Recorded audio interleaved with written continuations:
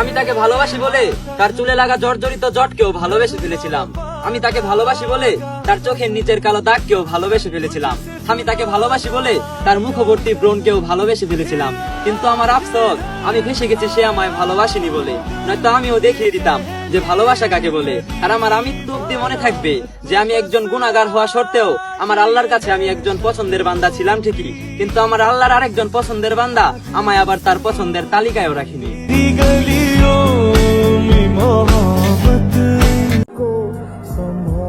অল্প বয়সে গল্প লিখলাম হাজারো কবিতা। মায়াবতী, চোখ বন্ধ করলেই দেখি তোমার ছবিটা।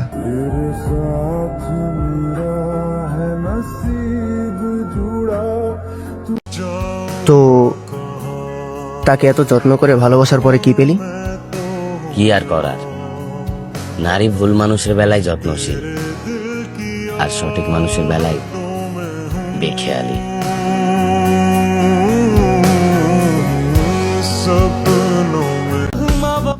ভালো তো আমারে মেলা মানুষই বাসে, কিন্তু আমি তো বাসি কেবলই তারে। আর মানুষ আমারে বলে কি এমন আছে তার মধ্যে যা অন্যদের মধ্যে নাই।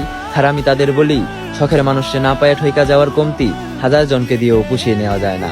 উদাহরণস্বরূপ প্রত্যেকটা গাছেরই কিন্তু বাকলা থাকে, কিন্তু সব গাছে কি আর চন্দন গাছের উপকারিতা মিলে?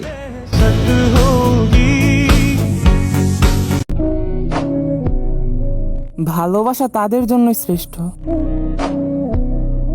যারা শত বাধার পরেও কেউ কাউকে ছাড়ে না।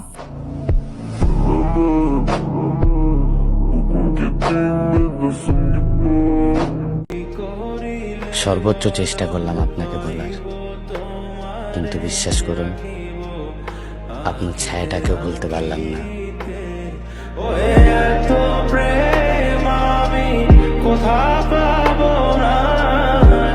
হাই রে জীবন, আমার কষ্ট শুধু তারাই দিল যারা একসময় আমার হৃদয়ে ছিল।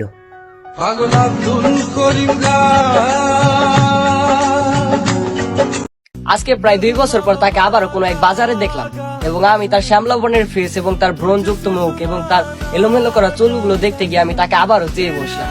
এবং আমি তাকে চাইতে গিয়ে খেয়ালই করিনি যে তার কোলে 11 মাসের একটা ফুটফুটে বাচ্চা রয়েছে। এতেই বোঝা যায় যে পুরুষ মানুষের ভালোবাসা কতটা নিখুঁত হতে পারে।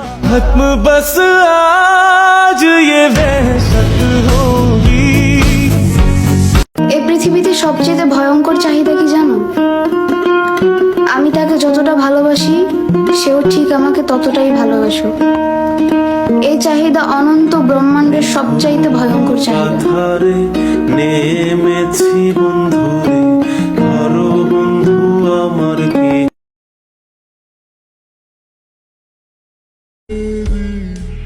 বালের ভালোবাসা ভাই, আমি এমন একজনের মায়ায় পড়েছি যার আমার জন্য বিন্দু পরিমাণ টান নেই।